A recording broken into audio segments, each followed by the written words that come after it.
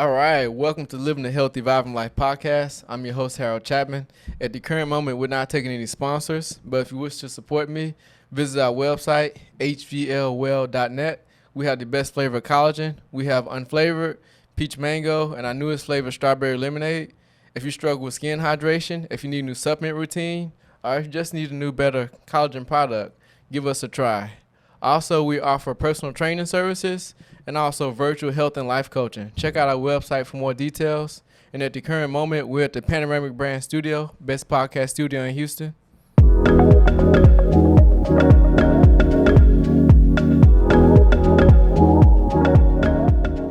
All right, we have a special guest with us today.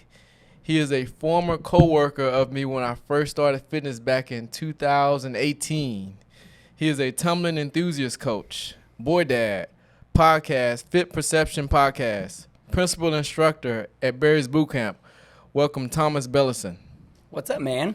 How's it going, man? So good. So man. good. Been some years, huh? It's been a bit. Mm-hmm. It's been a bit. I mean, we've had a pandemic. We've had crazy stuff. We've both gone down our own route. It's been a ride since So you added some 2018. additional family members to the Yep. Got a wild little dude. And I think you got married too, right? I did, yeah. Yep. Oh, man, been a roll, huh? It's been everything. But a little bit before we get started, me and Thomas, we met at Fitness Connection.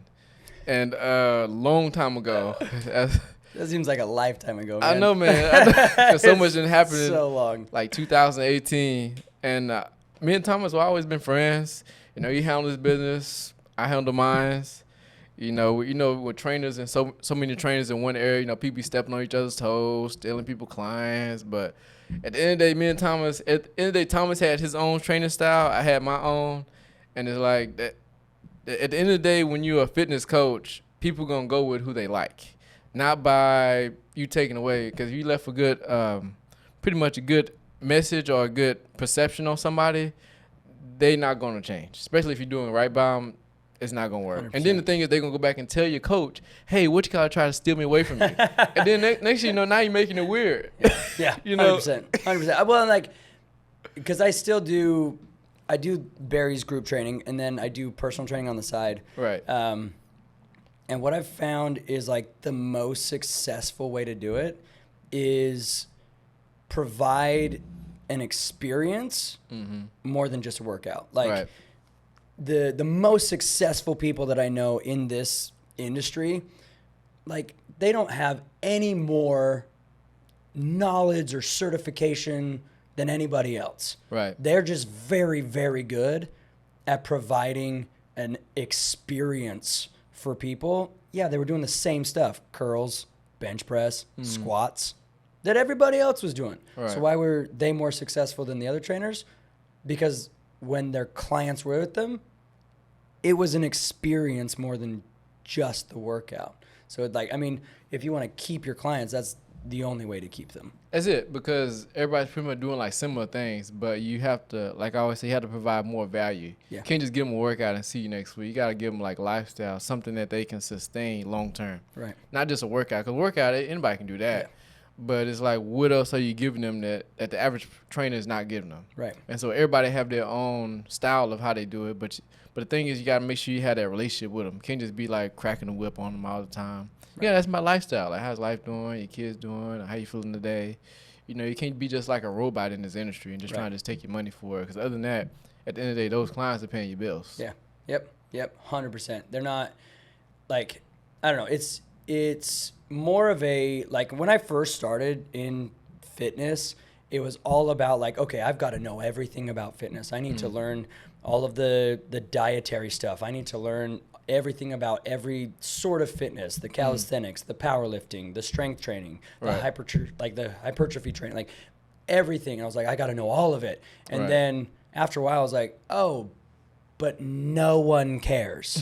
Like, they don't care what I know at all. They just want me to help them feel better. Yep. And also see if you can get your job done. Yeah, exactly. That's it. Because I can't remember, like, when somebody do a consultation with me, or when I first meet them, they never ask how many certifications you have. Where are you certified in? Never been asked that. Is your certification still active? No. If I'm honest, no. They just want to know if you can get the job done, and it heard something about you. Yeah. That's it. And then they heard your relationship first. You helped my friend out, got referral, and that's it. Yep. So when you look at it, people be stacking up all these certifications. It's like, that's still not going to help you. It's cool. It's all about relationships at the end of the day. Yeah. Yeah. How well do you work with other people? Mm-hmm. How well do you listen to what they're actually telling you that they want? Right. I know a ton of trainers that are so obsessed with like, this is the most effective and efficient way to work out. Mm-hmm. It's like, cool, dude. Like, that's great that you know that, but how are you going to get your clients who might not like that way of training to get to that end goal? That is true. Because like if you're just doing like, no, you have to do it this way, you are very severely limiting who you are able to train. Because like they might be like, hey man, that's great. That's the most effective way scientifically.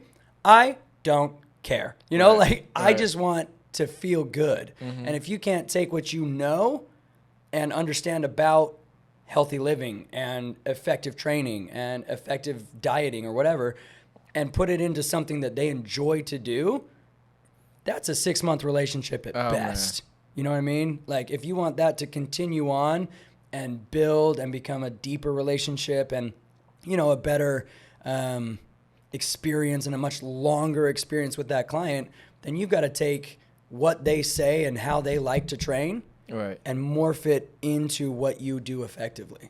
Right. It is because you everybody has a certain education out of what you know, but also you got to feel to that because every personality is different.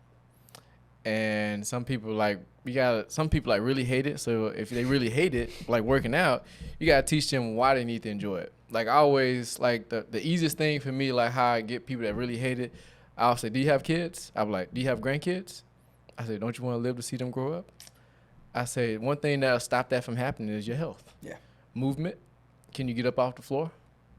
Stuff like that. So when that start to register, be like, hey, you're right. I say, do you have older friends, like people in like 60s or 50s, that struggle to get up? They can't get off the floor. Right. So do you want to be like that when you get older? No. Well, this is the way right here. You may hate it, but at the end of the day, if you don't do this, this is what's going to happen. Because when you look at people that's in like nursing homes and when you look at an active person that's been like active through a good amount of their life, unless something happened like an injury or a disease. But other than that, our body is like a machine and like a car. If you let a car just sit, even if it's a battery powered car, gas, it's going to rot. Same thing like your body. Yeah. So one thing that has taken a while for me to like really just internalize and help other people internalize is like, it doesn't have to be enjoyable. Mm-hmm. Like you can hate it. Mm-hmm. You can hate it forever. Mm-hmm. You don't ever have to enjoy this. Mm-hmm. But guess what? You got to do it anyway. Exactly. Like it's so mind-blowing to me when I have clients that come in that are expecting at some point to love it, to like have a good time. And it's like, hey, that may or may not ever happen for you. Right. Like me, I love it.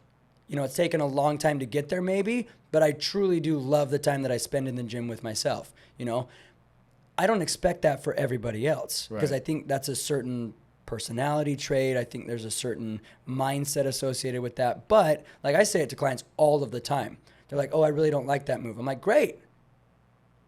We're going to do it anyway. You don't have to like it. You really don't ever have to like something to do it if it's good for you. Right. And I think if people would really start to internalize that, it sounds kind of weird, but I feel like people would be way happier in their lives when they understand that you don't have to like everything that you do. There's a lot of things that you do like, yeah, do those things.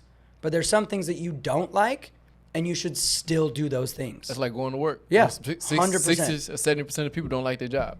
We still do it anyway. Mm-hmm. Which sucks. Like, hey, get a new job. Get a new job. But no, I totally understand. Like, I totally get that. You got to pay your bills. You got to do things. But at the end of the day, do the things that need to be done regardless of whether you like to do them. Because if you don't, those things come back to bite you. Every time. Like, in regards to fitness especially, if you don't work out, there's going to come a point, like you were saying, where you fall down, you can't get up. Or you don't get to go on that walk with your grandkids. Or you don't get to do things that you really want to do now because you didn't do what you didn't like to do then. True. You know, like you have to do some of those things if you want these things later in the future. That's definitely a true statement. But it's hard to get people to register that because it's like the mindset of how, and also I blame how we're conditioned. And the thing is, it's like two types of perspectives. It's people that's a part of the system, and there's people that outside of the system that see things different. Like, for example, I was just talking about this on last person's podcast. It's just like when you leave your house, just like, for example, you left Barry's Boot Camp to get to here. So how many bad decisions did you pass up? Like not Chick-fil-A, well Chick-fil-A can be one can up. be bad. Chick-fil-A can be bad. And so you pass up Jack in the Box, Taco Bell, Yeah. so many places. So when you look at the projective, you're going from Barry's Boot Camp to here, you have a higher percentage of making a bad decision before you even get here. And then with kids, when kids are in the car, they looking out the window, they seeing all these branding, and then they see it on TV. And the thing is, if you don't find a way to educate that in your homes, they fall victim to that too, because they've been seeing it. They've been seeing it ever since they were young. Oh, McDonald's. Oh, Burger King. Oh, Happy Meals. You know, it's like, and then the thing is, you go over there and get it, that creates that psychological response. Well, my mom and dad never really taught me that, so how do I don't get it. Right. So it's all about like educational knowledge, what you're supposed to.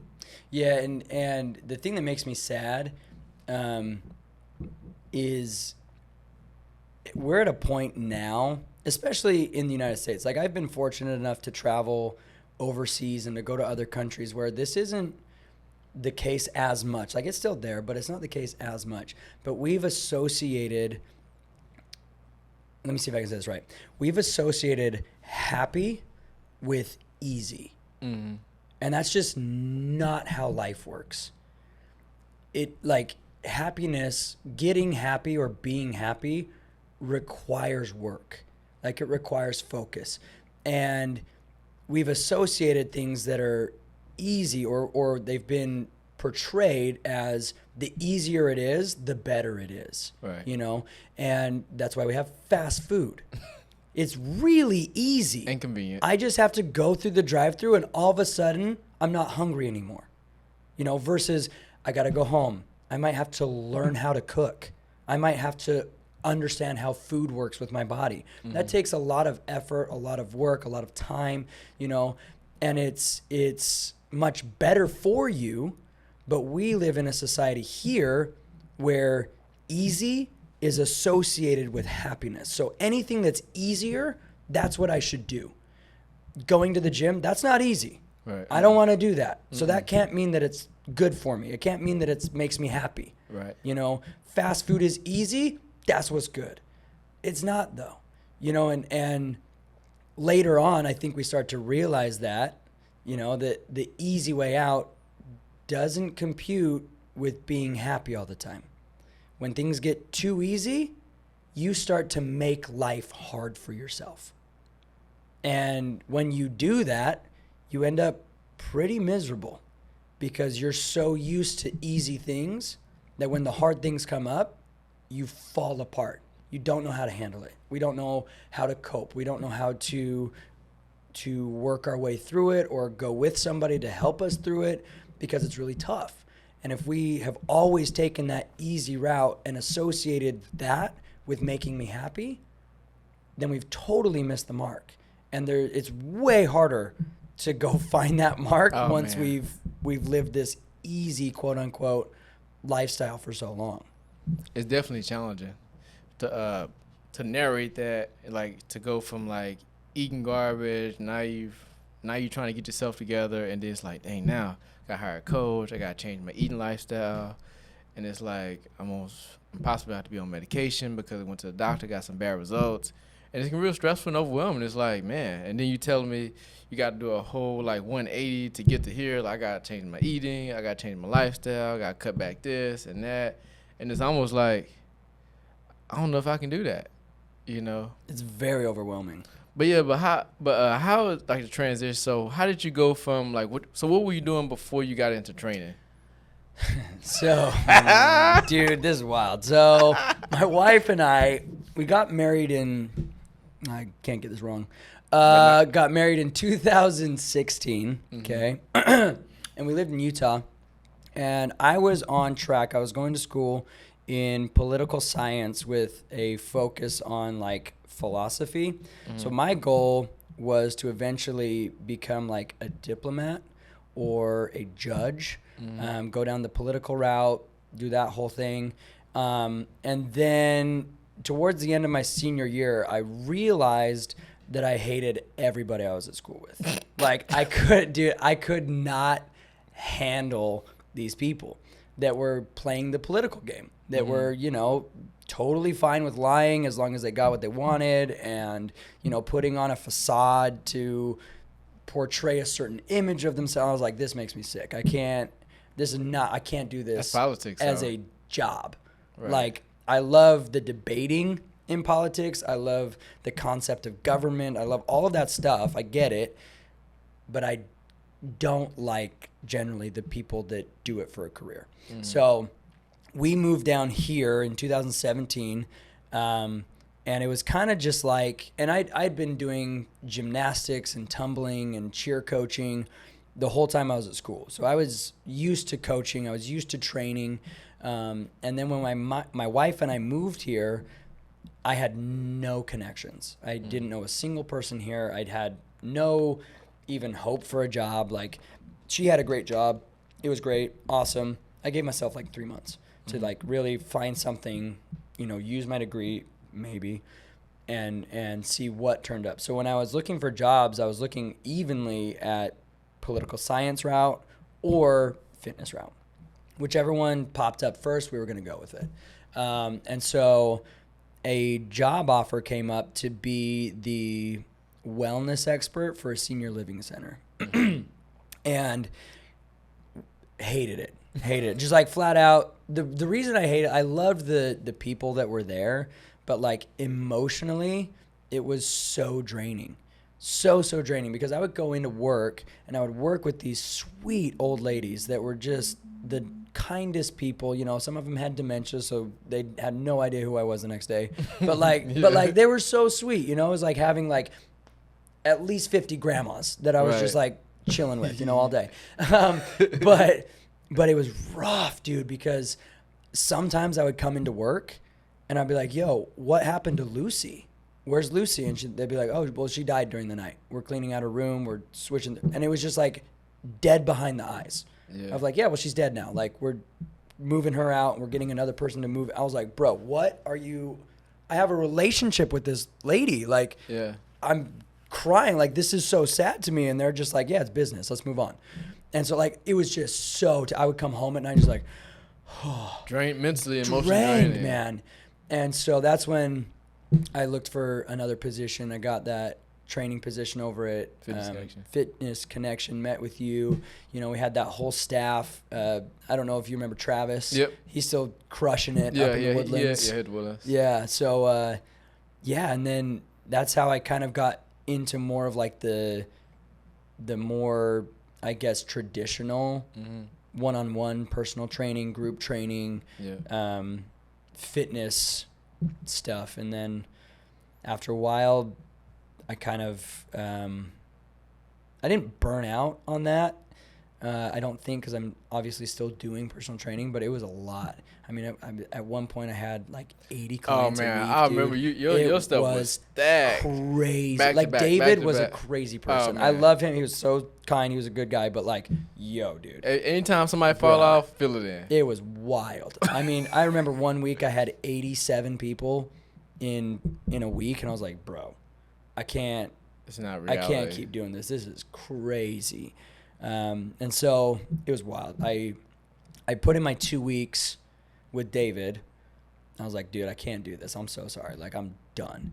And then the day after I put those 2 weeks in on a Thursday morning, Friday morning, I got a message from the senior director of talent and curriculum at Barry's. And he was like, hey, I know we don't know each other. I'm just wondering if you'd be interested in a sit down. We're opening a studio in Houston. We'd love to see if they would be a good fit. And I was like, done. Sweet. Yeah, I'll meet with you. Yep. So, dude, it was crazy. I quit, and I immediately went to work with Barry's. Oh, wow. It was wild. So how was the transition going from Fitness Connection to Barry's? Like, dude, it's a different game. It's a different game. Just looking at your Instagram and looking at like Barry's Instagram, it's look like a rock concert with fitness, with, you know, y'all be dressed up in costumes. Yeah. Y'all. It's wild. I don't even know. It's wild. So Barry's is it's a luxury boutique studio. So we, like, it's kind of hard to explain unless you just come to see it, because it is wild, bro. Like, you do part of the class up on treadmills, right, and part of the class on the floor with dumbbells and band, like resistance bands. And then, so like, however we program it, how long the round is, then you'll switch. So you'll come down from the treads, you'll do the work on the floor. The floor will go up to the treadmills, and then we'll switch again, and then we'll switch again. So it's just like constant energy and constant exercise. So going from like a one-on-one, where it's just like, I have to give all this energy to this person and like explain everything, to essentially take 50 people and be like, all right, let's do this thing. It was crazy. It was so intense. But that being said, they have a very, very good training program that they put you through. So like, we went from, like, when we started the training, we went and spent a week in New York, and then we went and spent a week in LA and just trained, like from 6 a.m. to like noon, and then from like 2 to like 6, just like nonstop. Because when you're in there, I've written this program for these people, and I have to explain it to the treadmills, and I have to explain it to the floor at the same time. And I have to remember how long they're going to be on this 6-speed and how long they're going to be chest pressing. Maybe they're doing it for 45 seconds. Maybe they're doing it for a minute and a half. And then these guys are going to go into rows. And then these guys are going to drop down into a jog speed. And then these guys are going to go and do burpees. And these guys are going to go back up to a sprint speed. So it's like nonstop, constant, like, what are the treadmills doing? What are the floor doing? What's coming next? Damn. And so it's a lot. I remember when we first got on the mic, like the first day, they're like, okay, write 5-minute program. I'm like, all right, cool. Yeah, fine. I can do a 5-minute program. So we put these 5 minutes together, and they're like, okay, put a mic on. And we're like, I'm sorry. What did you say? Like, this is the program. Like, you want me to teach it right now? And they're like, yeah, we're just going to see how we do. I was like, oh my gosh. So like dude, it was garbage. It was so bad. Like, and it wasn't even hard. It was like, hey, run for a minute. You guys are doing push-ups. And then, like, it was so simple, but like at the same time, you're like, what the is happening? Like, it's crazy. But they teach you how to handle that and how to make it flow and how to count down so that you don't throw people off. And so it was like a really, really intense 2 weeks of training. And then it's good luck. Here we go. Wow. So how many, so how's the classes like? So you put the program together? Mm-hmm. And the every day. And the music? And the music. Damn. Yeah. So you got to put the workouts together and the music. Yeah. Yeah. So the way Barry's does it, just because, like, they're a massive brand. Like, they're all over the world. Like, we were talking off mic. Like, they've got studios in Dubai and Australia and Singapore and London and Paris and Mexico. And, like, they're everywhere. And to make it work so that wherever you go, you get the same experience. So it's not just like, what is happening here? Like, wherever you go, you know exactly what's going to go down. So they've divided the week up into muscle groups. So like Monday's arms and abs, Tuesday's legs, Wednesday's chest and back, Friday we've got total body. So it's like very precise, and that's all over the world. So anywhere you go where there's a Barry's, you know what you're signing up for. Okay. Now within that, every trainer that's teaching can create whatever they want for arms and abs. And obviously there's like very particular details to follow that we won't get into because it's really boring. But within that, you kind of have creative space. Okay. You have 45 minutes to create a workout that essentially gives them everything that they paid for, arms and abs on Monday. And then the treadmills, certain stipulations as far as like how fast they can go, what they should be doing. But every trainer writes a different program. Like my program is going to look different than my coworker Jason's program on a Monday, just because we have the creative space to do that, and the expectation to do that. And then also with that, we have to create a playlist that follows that programming. So when the treadmills are going faster, this music better have a beat drop. Like, and so they teach you how to cut music. And like, so it's, dude, teach you how to be a DJ in there? No, legit. Like we're a training DJ. It's crazy. Damn. But like, so when people are like, oh, it's just a group training session, there is so much more that goes into it. Like I have to create this program that's fire. And then I have to create a playlist that matches the energy of what's going down when it's going down. Gosh. And it has to be different every day. So I'm not going to use the same playlist that I used today when I was coaching on Monday. I have to go get different music. Man, it's a lot I've got to of cut work. it up. So yeah, it's a lot. It's a lot. It gets easier. I mean, I've been doing this for like 4 years now. So obviously I have a routine that makes it a lot more simple and a lot easier. You have a process with it now. Yeah. But man, I tell you what, for the first like 6 months, it was brutal. It was that sounds crazy. Rough, man. Crazy. So do y'all have like continuing education training within like Barry's that they give y'all like courses and stuff like that? Yeah. So it's not like a certification. It's just kind of like more of a, how do we elevate this experience for clients? So when they walk out, they go, damn, that was awesome. I can't wait to come back. You know, so they give you like little techniques and tips on how to make it easier cutting your music and where to find it. How to use the programming in blocks so it's not as confusing. So just do like a 3-minute block of work, a 2-minute block, whatever. So there is, like, they're constantly evolving and creating new ways of doing it. You know, some, like, it's been a long time, but they created a thing called Ride, where instead of treadmills, you do it on a bike. You know, a spin. I see. I have a spin instructor. Yeah. And we have instructors from all over. Like I'm full time there, and I kind of run the whole instructor team. But we've got people that coach over at Pilates. We've got coaches over at Spin. We've got, you know, professional trainers. So we've got like a good mix so that whenever you go to class, it's a completely different vibe, but the energy is the same. Energy is the same. Yeah. Oh, well, I feel like Barry's, it sounds like based like you said, Barry's business model is based off of the experience, more than just a workout. Way more, yeah. Yeah, Man. they push it a lot. It's more like the experience of it. Yeah. I feel like that's what sells, because things you can't do the same, like just like we talk about as personal trainers, you can't do the same cookie cutter like everything else, because it's going to fail sooner or later. Yeah. So that's definitely cool how Barry's do that. So I was going to ask, man, like, how long do you still do tumbling? Oh, it's been a hot second. Bro. I tried to throw a back tuck the other day, and I was like, oh, my back. It's kind of weird, though, because, like, I used to do it all the time. Yeah, like, I had clients up at Fitness Connection where, like, there was a lady, Giselle. Yeah. She had a karate studio. Yeah. Her husband did it. Yeah. And she hired me for like 4 months to come teach them how to do like cartwheels and aerials and flips, which was really cool. But then I moved positions to Barry's, and I worked downtown, and so that just kind of like faded out. So now my only tumbling is like when my one-on-one clients have like kids that they're like, oh, they're getting ready to cheer, or they're getting ready to compete or whatever.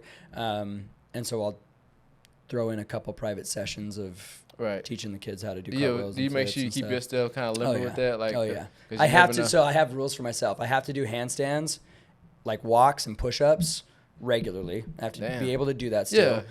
But I have to, at least once a month, throw a backflip. Like, I have to do it. And if I don't, like, if I take the month off and like I don't do it, it's so terrifying when I come back. I'm like, uh-oh. I have to do like some breathing. Be like, babe, have 911 on speed dial. Just get that 911 on speed dial. Exactly. It's so scary. But yeah, just kind of like, that was something that was very close to me growing up. And and gave me a lot of confidence.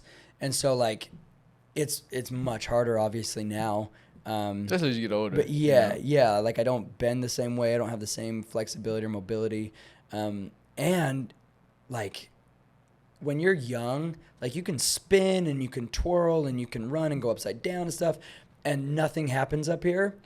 Dude, I throw one back handspring and I see stars for like 5 minutes. Like it's so insane. I'm like, what is going on? Like I used to be able to do this for hours. Be flipping and flipping. And now I flip. do one and it's like, oh, game over. I man. got to sit down for like 10 minutes. Like it's so wild. It's so frustrating. But yeah, so I don't do a lot of it, but I try to do the basic moves as much as I can. At least semi-consistent. Right. Do you ever show some of those moves to your son? Yeah. Yeah, he's a wild kid. Like he'll do headstands with me, or he'll try to do handstands, but his hands aren't long enough yet. But kind of hold his legs. Yeah, exactly. But he's a reckless little man. He already has his front flip. Like he'll flip off the couch into the love sack or whatever. But yeah, he's great. Like we put him in gymnastics. The poor instructors, like they're just like, hey, will you come in and like, cause he's all over the place. Right. Like he'll grab the bars and he'll flip off of them, and like, so he has the ability, but the attention is just like, not how old is he? He's 3. Yeah, that's normal though. Yeah. Attention span be shit, Yeah. That's kids for you, man. But at least the effort is there. Yeah. No, he loves it. Like he can go for hours. Yeah. So I would say when he get older, he'll definitely pick up on that. Yeah. Because I do the same with my daughter. I teach her. It's always good to teach him early because he at that age that he just imitating How old that. is your daughter? She is 22 months. Oh, okay. Yeah. Yeah. So she's like right there where she's observing everything. Yeah, she's observing everything. Yeah. Like she does. I put on a woodway treadmill. She can do that on her own. Yeah. Because she see my clients do it. She be trying to pull on some levers, stuff like that. So the thing is, why I tell people, they're like, why you have her doing that? I say, the thing is, she's absorbing. So I don't expect her to do it right. But the thing is, she's seeing more than the average kid does. She's seeing dad at the job. Yeah. She's seeing me train a client. She's trying to imitate some of my clients doing. Like this morning, she was trying to do ladder drill. One of my clients doing ladder drill. So she's stepping in it. So cool. But the thing is, people don't realize that's how stuff starts. She's doing this at 22 months, not even 2 yet. But when she get like 4 or 5, I've been doing this since I was like 22 months. Yeah. So it's like, it's going to just be part of who she is. While other kids, they just figuring out at 5. Yeah. She's been doing it. So it's like, I don't expect her to do it right, but she's getting, just like, for example, exposure. Like, for example, you get exposed in Berry Boot Camp, or when you get exposed new job, you just kind of just paying attention. You're not doing it yet, but just getting education knowledge. Right. Same thing as kids at that age. Well, I think that's so unbelievably important because, like, kind of going back to what we were talking about easy, if you train your kid to do hard things when they're young, yo, dude, like if I train my son, like I cannot wait for the day when we start working out together. Obviously I'm not going to like push it. I'm not going to force him to do anything, but like the expectation is, hey man, we work out. That's just what we do, and you start that young and they learn that they can push through some pain. They can push through some sweat. When it gets really hard, they don't want to do the leg press. Great. We're going to do it anyway. We're going to get stronger.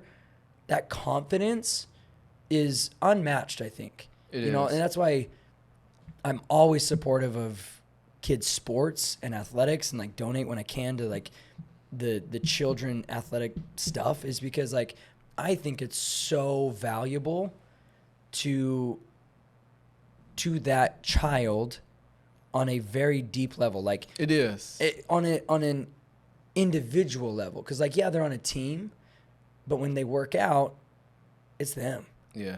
Like how strong can I be? Competitiveness. Like how hard can I push myself?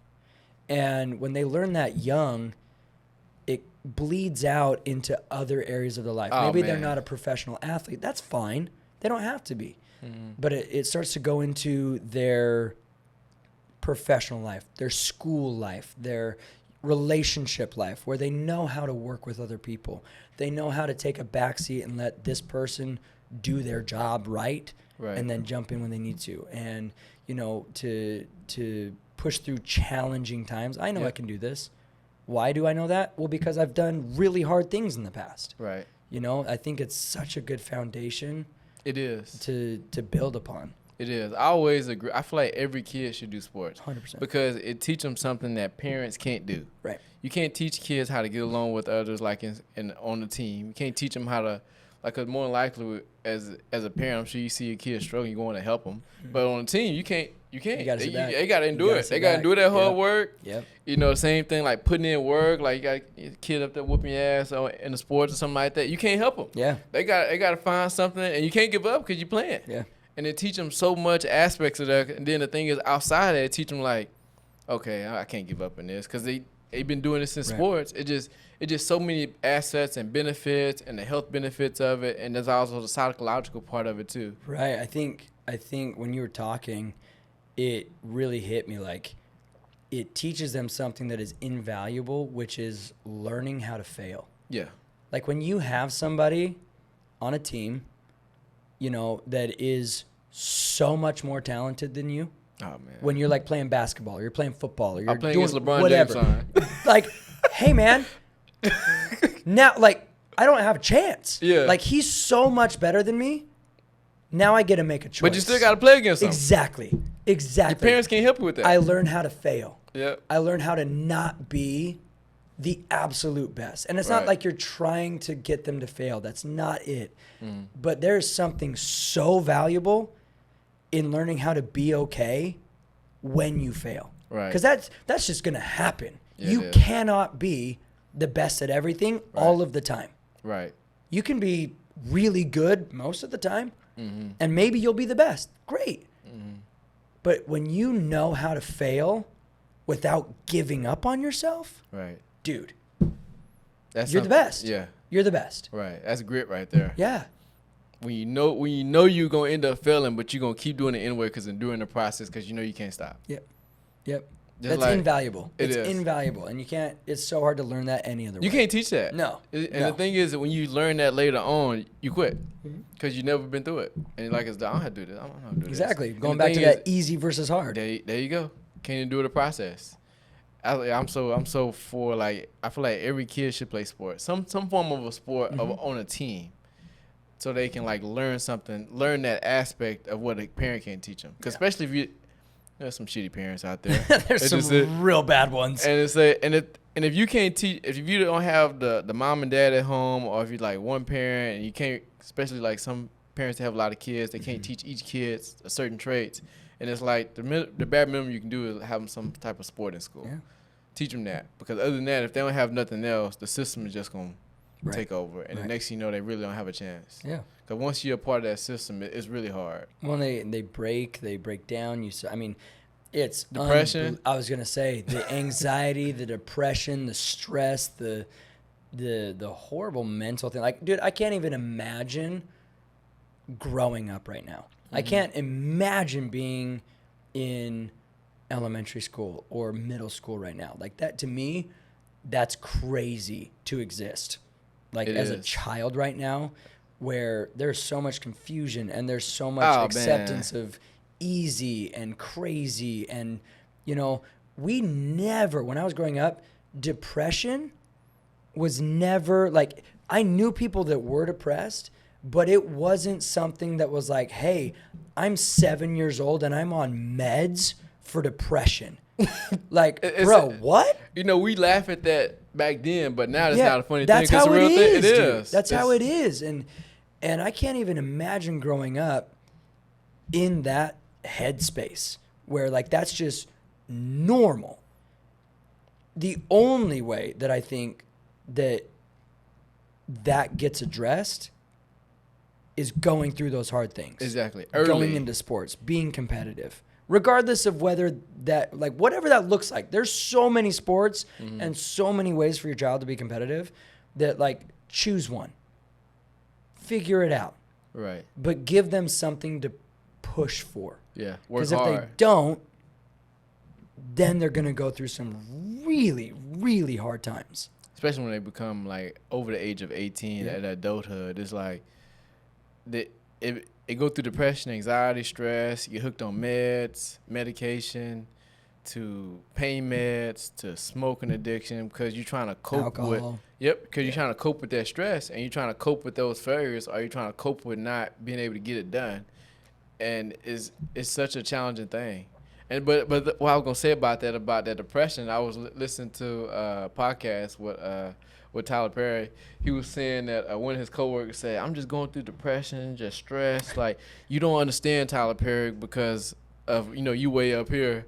And Tyler Perry, like, "You saying I don't understand?" She said, "You have no idea." He said, "You seeing it right now. You have Right. no idea the process I had to endure to get to where I had to go." Right. She said, "I was wearing a dress, being Medea, and my own black community was making fun of me on stage. So you talking about stress and depression, my own community. And then you're talking about, like, enduring this process. I've been homeless. You ever been homeless before? Slept in your car? Lady looking. You that look. Yeah, that Oh look. no, Yeah. Yeah. You talking to you never know what people been through. And then Tyler Perry done been through, like, so much. It was just an interesting hearing that in a coworker. He said, "I couldn't do nothing but laugh." He said, "I couldn't do nothing but laugh because you have no idea what I had to do to get here." Yep. And because Tyler Perry, he said, Well, I mean, we just assume that these mega stars just have an easy life. because you like, seeing them right how they bruh. are now. Like, no. Getting to that point is so hard. So hard. I can't even imagine doing what they do. And then just sustaining it is And the then harder part. staying there. Like, we're just like, oh, wow, you've got a lot of money. Yeah. It's really hard to make what I do. Mm-hmm. Like, it's, and I think, I don't mean to keep hounding on, like, you need to do hard things or, like, don't take the easy way out. But, like, the people that complain so much, they're like, oh, I need this from so-and-so, or I need somebody to take care of me, or, like, I'm jealous of those people over there because they've got a lot of money. Like, whatever it is, they just assume that those people are living like they are, that are complaining Right. about life being hard, that are not doing difficult things. They're just living on their couch watching Netflix. Mm-hmm.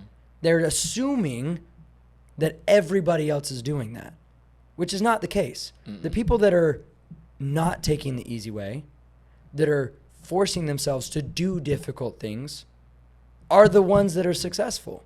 Right. The people that are complaining about how they're feeling and how life is so hard and they never get a break, well, it's probably because you're not working towards that.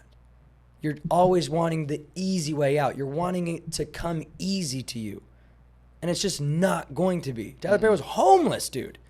Homeless. Sleeping in his car. Sleeping in his car. And you're complaining that your life is difficult. Like, Talking about you don't know what I'm going through, because I guess she was working a lot at his studio in Atlanta. Yeah. She was complaining to Tyler Perry. Tyler Perry heard her, but then after he heard, and the thing, he's such a good listener. He didn't cut off nothing. He let her listen to it, and he dropped it on her what he had to endure to get here. And she was like, and then I have to keep up with all these deals. And he said, I'm always working. He said, you work your 40-hour shift, or 40 hours a week. Yeah, your 40 hours a week. Mines don't end, including I don't on have Sundays. a time cap. He said, I may take a nice little vacation, but I'm still getting calls and emails. Yeah. It doesn't end. Yeah. So how you think you would endure what I'm doing? Keeping up with all this. Got a lot of money, though. But the thing is, to maintain it, the stress doesn't end. Yeah. How would that work? Yeah. He said she just looked pictures. She was like, I'm sorry. Well, yeah, exactly. And, like, how would you respond? Like, if you think what you're doing is hard, and you're depressed now, if you did what I did, you would implode. Yep. You would be helpless because you can't handle it. Because of this thing, if you're complaining about this thing and it's not that difficult, there's not a chance that you could handle something more. That goes back to you haven't endured nothing hard early. So the thing is, you finally endure something tough, and it's extremely challenging. But for some people that endure stuff during sports, like getting your ass whooped, like 40-0, or you have somebody like, I was like LeBron James' son, that's working you up and down the court, and knowing it's nothing. It's like you can't do anything. You can't do anything. Yeah. You're not that good as him. Out of your hands. Yep. And the thing is, you got to guard him, and you know he gonna put up at least about 30 or more. Yeah. And you know he probably gonna make some good highlights on you, and you're probably gonna be on social media somewhere, and there's nothing you can do about it. Yeah. And the thing about that is like, but the thing is, you already know that going in, and you still got to do that process. That shows a lot right there. Yep. And when you get through it, you're stronger. You're not going to complain because you're not going to get any sympathy. Nope. Oh, I had to play LeBron James. And so, hey, dude, cool. Yep. So did everybody else. Everybody else. Like, why are you special complaining? Like, we're not going to give you special treatment. Right. Like, I'm sorry. Like, we're going to move on now because you're boring to talk to. Like, right. It's crazy to me the amount of people that wish they had, like, what they perceive as success without doing anything for it. There's like, I just want to do what I'm doing right now, but have all of the success. It's like, well, that's not how reality works. Like, we live in a real society, and there's pretty specific ways to get what you want, and we are very fortunate to be able to do that. Like, you and I both make our own path. Right. You know, and like, we've been successful. Maybe to my standards, I'm successful. I feel like I am. I feel like I'm pretty successful. Exactly. I'm happy with what I'm doing. Yeah. I love it. Especially like most people, when you think about most people hate their job, right? So I think that's pretty successful when you beat the odds. Yeah. Well, and you're not saying that you wish that you were more successful and you're not willing to work for it. Like, you're putting this brand together. Right. You're putting this podcast together. Like, you're doing it. Right. Rather than just sitting back and be like, I wish that I had so-and-so's success. Right. And now I'm going to watch the newest thing on Netflix. Right. Like, I'm going to go out and do it. You got to put the work in. Yeah. Like, and the only way to do that is if you're used to doing hard things. Right. So one of the questions I have for you, going to switch a little bit. What is like your fitness routine on a day-to-day? That's a good question. It's really weird because people assume that because we work in the fitness industry, that it's like, oh, you're so lucky you just get to work out. It's like, oh man. Oh shit. Hey, bruh, like, I'm around this all the time. Like, I teach fitness. I teach people how to be fit. I teach people how to work out. Mm-hmm. You think it's easier to work out just because I'm at the gym? Like, do you want to do your job when your job is over? Like, you want to do more of it just because? Right. Like, no. Like, and that sounds very, like, facetious or whatever, but, like. But it's true. But it's true. Like, it's part of my job to work out. And so that's kind of how I treat it. Like, I'm not getting paid to work out, but, like, in my mind, that's how it goes. Like, this is me learning how to be a better coach. This is me learning more about fitness and how the experience feels, you know? So, like, in my brain, the way that I stay consistent in the gym is it's a part of my job. Part of your lifestyle. It's part of my lifestyle. And if I don't do it, then I'm cheating my future self. And so on the day-to-day, like, I work out every day other than Sunday. Every single day other than Sunday. Meaning I move my body. Whether that's weights, whether that's running, whether that's resistance training, whether that's yoga, whether that's gymnastics, whatever it is, I'm working out. I'm going to sweat. I'm going to get my heart rate up.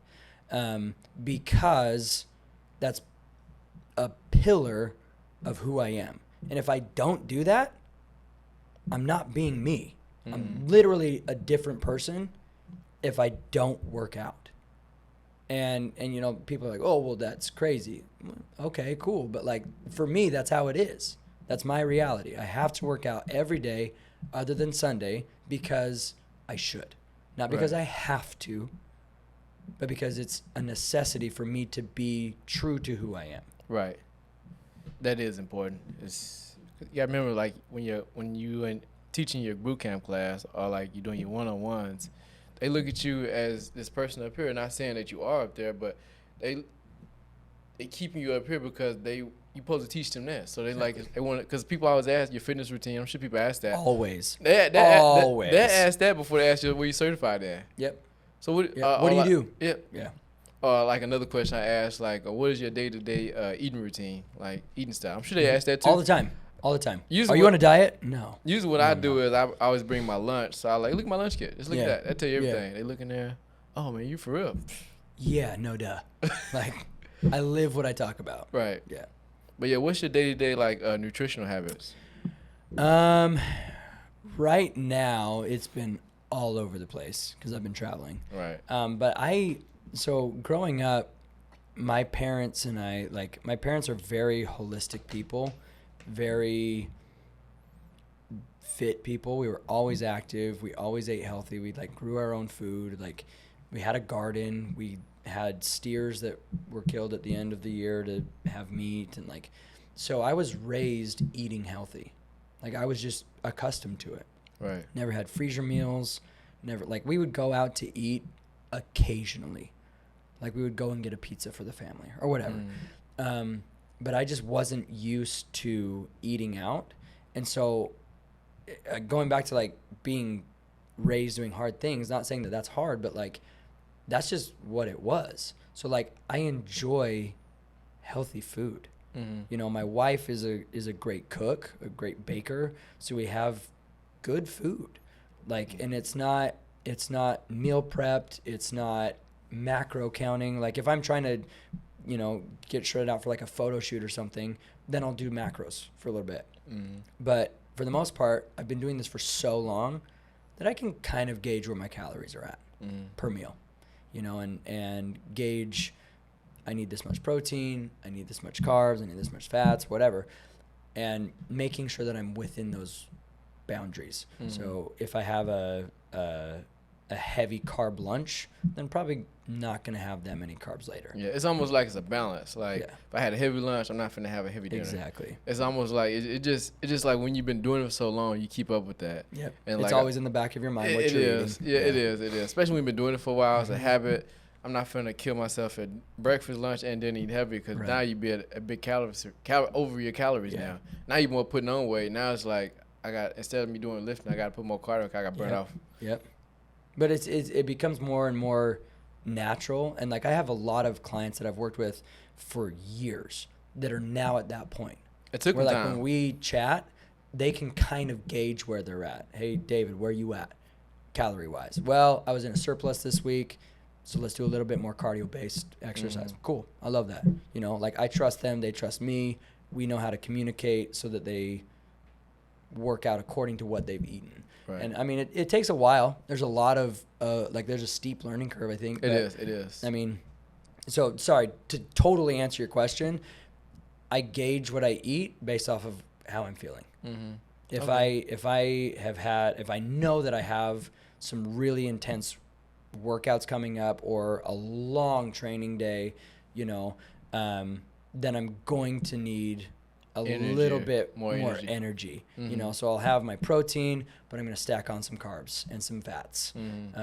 Regardless of what that looks like, you know, maybe it's a taco salad, maybe it's a burrito, whatever it is, you know, I'm careful with what I eat, but not down to a macro science usually. Yeah, I'm glad you broke it down like that because most people think that it's a cookie cutter way, like a keto diet or like stuff like that. Because they be like, how do you trendy maintain diets? There you go. Yeah, they be thinking that like he must be doing something like some type of fasting.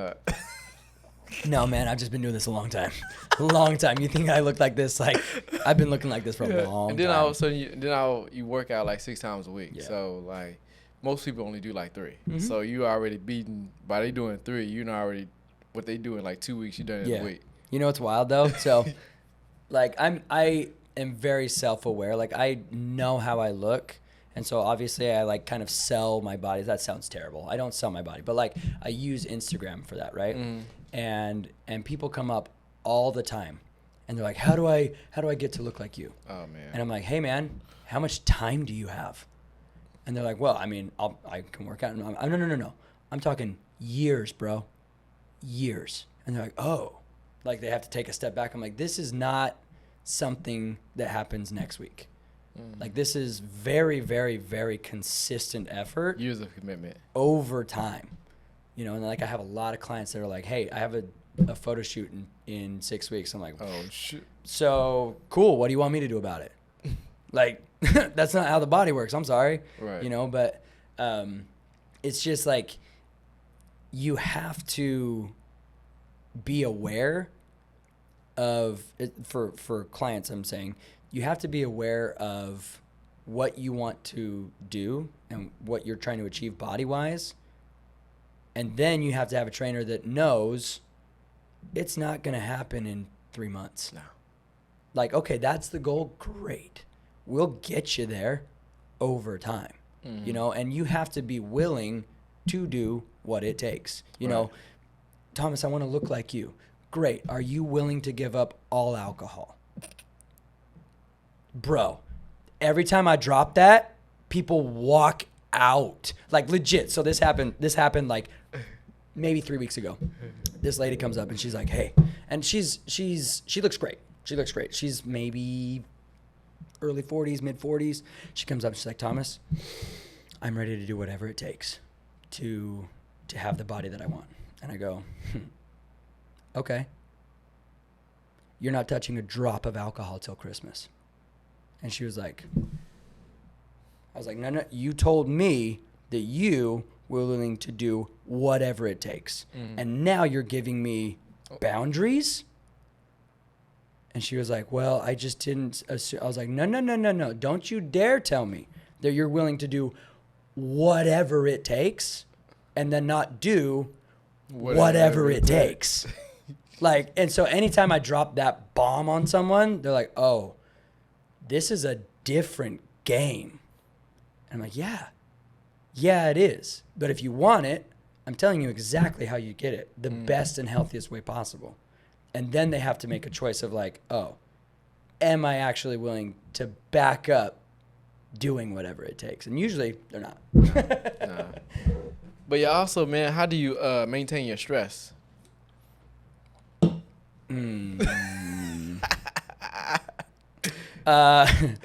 That's way harder.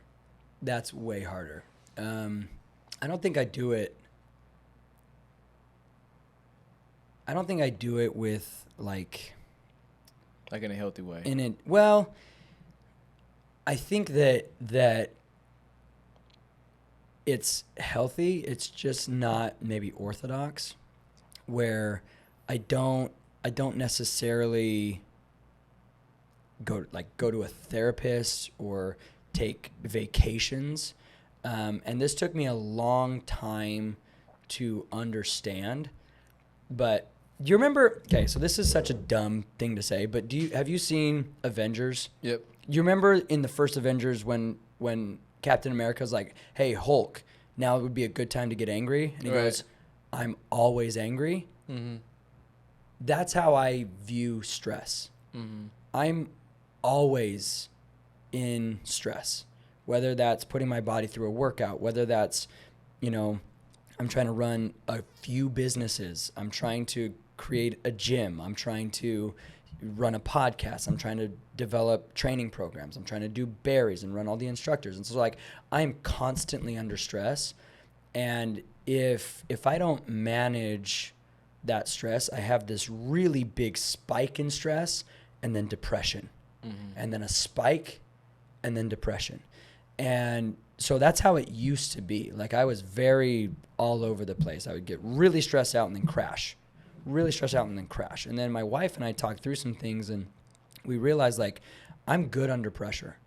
I kind of thrive under that pressure. And so I had to, like, limit the stresses that were in my life and bring those down a little bit so that I stayed in stress. But rather than spiking up and dropping, it was more of like this. Okay. Just little up and down. So yeah, I'll get stressed, but not too stressed. And if I get too stressed, then I need to look at what's stressing me out and bring that down a little bit. Oh, personal training is stressing me out. Okay, well, I need to cut those down a little bit. Mm-hmm. Or berries is stressing me out. Okay, how do I separate myself from that a little bit? The podcast is stressing me out. Oh, I'm going to have to take some time off. Mm-hmm. Just targeting what is stressing me out and toning it back. Not getting rid of it, but toning it back a little bit so it's not as stressful. And then I kind of have like a homeostasis where I'm just a little bit stressed, a little bit less stressed, a little bit stressed, a little less stressed, rather than spiking up and dropping down hard. So yeah, like, it sounds really silly and I wish I could like clarify it, but like, I'm always stressed. Mm-hmm. And whether that's a lot or little, the stress is there because for me, it helps me produce good work. And when I'm home with my child, I'm not stressed. Right. I'm with my wife, I don't let myself get stressed. Right. And that's to me where I maintain the stress balance. Mm-hmm. Yeah. But as we come to a close, what does a healthy, vibrant life mean to you? I saw that question that you sent to me, and I was thinking about it on the drive over here. That's the name of the podcast. Yeah. I love it because it's something that I think, regardless of what your opinion is, every single person needs it. So to me, a healthy, vibrant life, it sounds so cliche, but it's a happy life.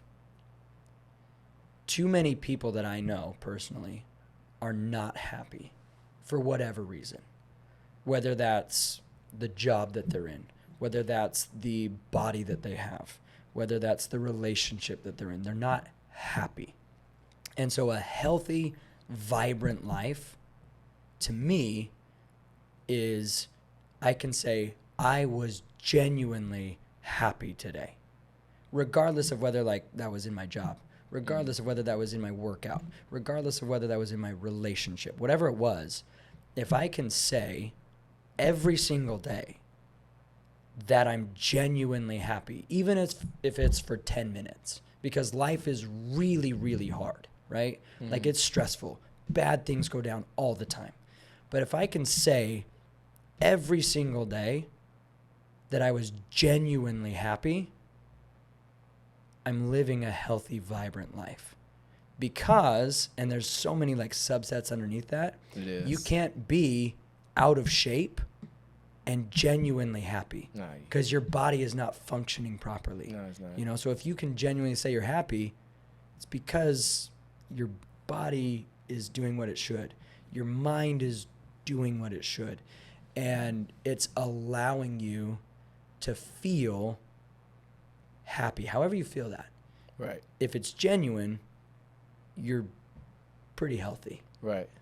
So. It is. Everybody have their own perspective of how they look at it. I mainly look at like a healthy, vibrant life, just mainly happy, man. Just feeling comfortable in your own skin and trying to control the narrative the best way you can through your perspective, and not letting outside sources determine you, and just being the best version of yourself. That's the best way I look at it, being the best version of yourself, because I always say when you're the best version of yourself, you're able to help people beneath you, like provide care to your wife, provide care to people at your job, provide care to your little one, and also be able to provide care internally for yourself. Because if you're not in tune with yourself mentally and emotionally, you know, you pretty much a wreck, and nobody want to be around you. 100%. You tear a lot of people down. Yeah, and you know, just kind of jumping off of that, like, if you look in the mirror and you don't like what you see, you can't say later that I was genuinely happy, because you literally looked in the mirror and you weren't happy. Right. And that involves eating right. That involves working out correctly. That involves interacting with other people correctly. Like, there's so many little caveats to that. There's small subcategories in there. But if you can't have those little caveats off and say that you're genuinely happy. You're lying in some area. Right. But if you're genuinely happy, you can look in the mirror and say, well, I'm not perfect, but I kind of like that person in there. Mm. You know? Overall, it's doable for me. He's pretty all right. I'm happy. You know? I'm happy than most people. Yeah. And I've, you know, especially like knowing what areas not the best at, but I'm working those areas. Exactly. And I know I can get better over time. Exactly. And I can agree with a person like that. Yeah, and they're happy people. Mm-hmm. And to me, those are the healthiest people on the planet. It is. All right, we come to the close, man. You know we got to try one of these collagens out. Absolutely. So which one you want to try for yourself, man? Got the strawberry lemonade. You probably this was more good for your like coffee and tea and stuff. Oh, I got you. I'm a huge fan of peach mango. I'm a huge fan of peach. Yes, sir. So you're a huge fan of peach? I am. Anytime there's any sort of like mango or peach drink ever, I'm all over it. I know I had a little debate going on with people, because people, I like the peach more than people that's more like strawberry lemonade people. I feel like strawberry lemonade that's my favorite one.